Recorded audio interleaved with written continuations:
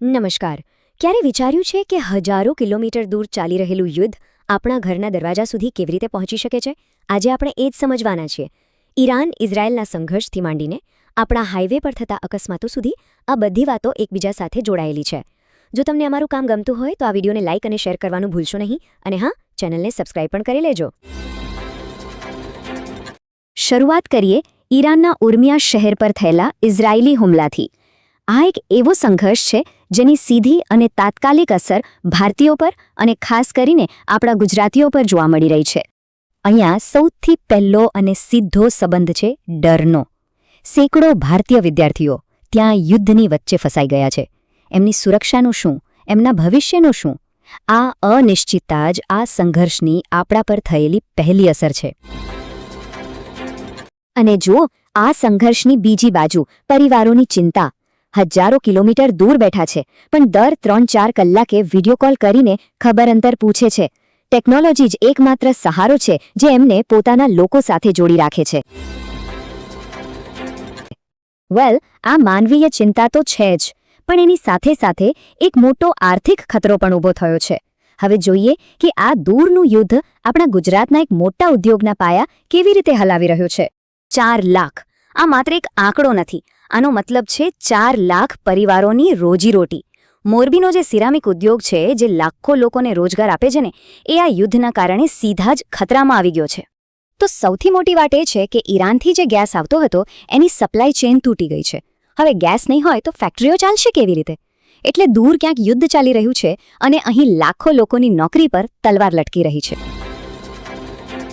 તો જેવી રીતે વૈશ્વિક ઘટનાઓ આપણા માટે અણધાર્યા જોખમો ઊભા કરે છે, એવી જ રીતે આપણા રોજિંદા જીવનની કેટલીક સમસ્યાઓ પણ હવે ભયાનક સ્તરે પહોંચી ગઈ છે. ચાલો હવે આપણું ધ્યાન બહારના મુદ્દાઓ પરથી હટાવીને આપણી આંતરિક સમસ્યાઓ એટલે કે આપણા રસ્તાઓ પરની સલામતી તરફ લઈ જઈએ. આ કોઈ એકલ દોકલ ઘટના નથી. આ એક ચિંતાજનક પેટર્ન છે. સુરત હોય, કચ્છ હોય કે વડોદરા, શહેરો ભલે અલગ હોય, પણ કહાની એક જ છે: બેફામ સ્પીડ, યુવાનો અને એના દુઃખદ પરિણામો. ખાસ કરીને સુરતની ઘટના, જેમાં ધોરણ 9માં ભણતા 2 છોકરાઓ બર્થડે પાર્ટીમાંથી પાછા ફરતા હતા અને અકસ્માતમાં મૃત્યુ પામ્યા.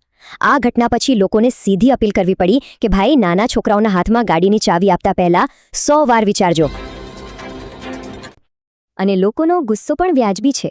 કચ્છ અને વડોદરા બંને જગ્યાએ લોકો કહે છે કે રોડ પર સ્પીડ બ્રેકર જેવી સામાન્ય સેફટી પણ નથી અને ટ્રાફિક પોલીસ કંઈ કરતી નથી. આ સીધું સિસ્ટમની નિષ્ફળતા તરફ ઇશારો છે. અને સિસ્ટમની નિષ્ફળતાની આ વાત માત્ર ટ્રાફિક પૂરતી સીમિત નથી.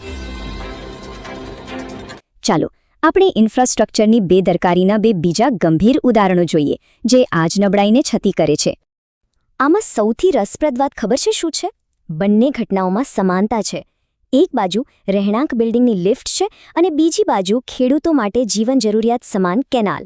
પણ મુદ્દો એક જ છે: મેન્ટેનન્સ અને દેખરેખનો અભાવ.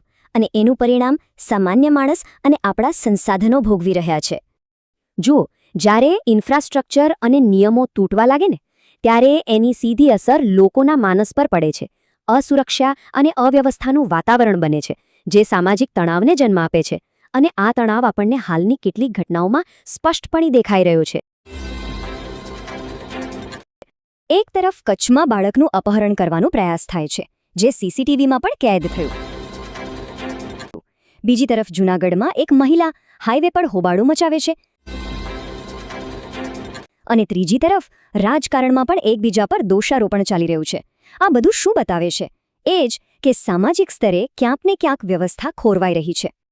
આ રાજકીય નિવેદન પણ એ જ વાત તરફ ઇશારો કરે છે કે એક પક્ષની અંદરની સમસ્યાઓ એની આંતરિક રચનાની નિષ્ફળતા છે.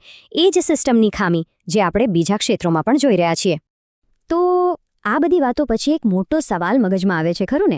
કે આ વૈશ્વિક સંઘર્ષ હોય કે પછી આપણા શહેરની સલામતી, આપણી સુરક્ષાની જવાબદારી છે કોની? સિસ્ટમની કે પછી આપણી પોતાની? આ સવાલ સાથે જ આપણે આજની ચર્ચા પૂરી કરીએ છીએ. જો તમને આ વિશ્લેષણ ગમ્યું હોય તો વિડીયોને લાઇક અને શેર જરૂર કરજો. અને હા, ચેનલને સબસ્ક્રાઇબ કરવાનું ભૂલતા નહીં. ફરી મળીશું. જય હિન્દ, જય ગરવી ગુજરાત.